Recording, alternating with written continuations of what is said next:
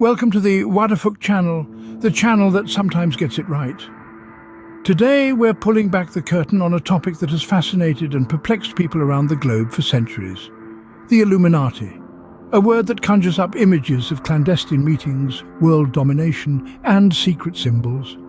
It's a term soaked in mystery and steeped in conspiracy theories. It's a name that has been whispered in hushed tones and shouted from rooftops, a name that has inspired books, movies, and countless internet rabbit holes. But what do we really know about the Illuminati? The group has been depicted as puppet masters, controlling world events from the shadows. They've been portrayed as a secret society of the world's most influential people, shaping our reality without us even realizing it. But is there any truth to these portrayals, or is it all just the product of overactive imaginations? You see, the Illuminati isn't just a figment of Hollywood's imagination or a boogeyman to scare us into submission. It's a group with a rich and complex history, a group that has been misunderstood, maligned and mythologized. It's a group that has been both revered and reviled, a group that has been accused of everything from orchestrating the French Revolution to faking the moon landing. But despite all the speculation, despite all the theories and the accusations, the real story of the Illuminati is far more intriguing than any conspiracy theory could ever be. It's a story of ambition and secrecy, of power and paranoia. It's a story that challenges us to question what we think we know and to explore the shadowy corners of history. So, who exactly are the Illuminati? To answer that, we need to journey back to 18th century Bavaria. Prepare to have your perceptions challenged, your assumptions questioned, and your minds blown.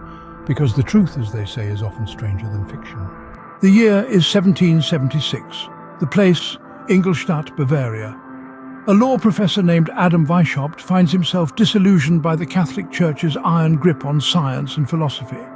He yearned for a society that embraced Enlightenment ideals, one that didn't buckle under religious influence over public life. This yearning led him to a grand idea, the Illuminati. On the first day of May 1776, Weishaupt's idea took form.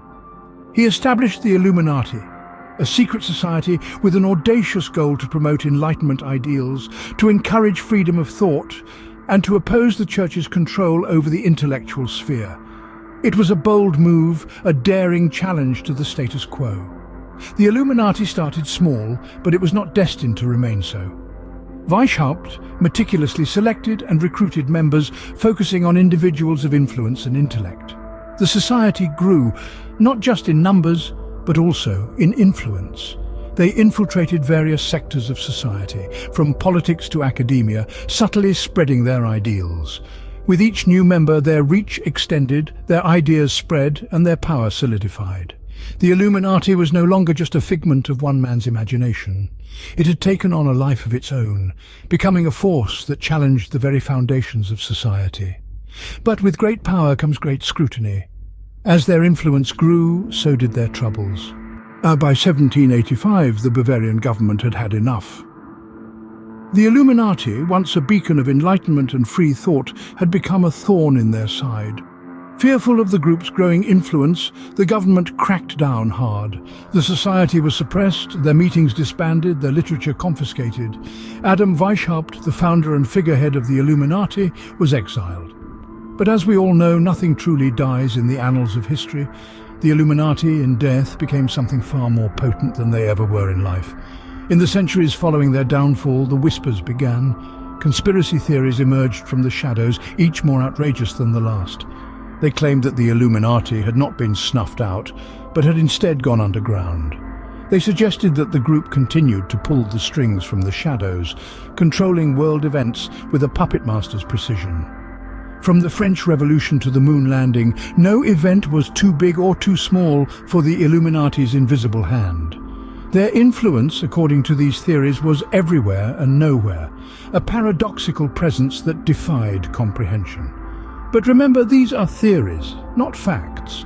The real Illuminati, the group that challenged the status quo in the late 18th century, had a far less theatrical end. So, there you have it, the birth, death, and strange afterlife of the Illuminati.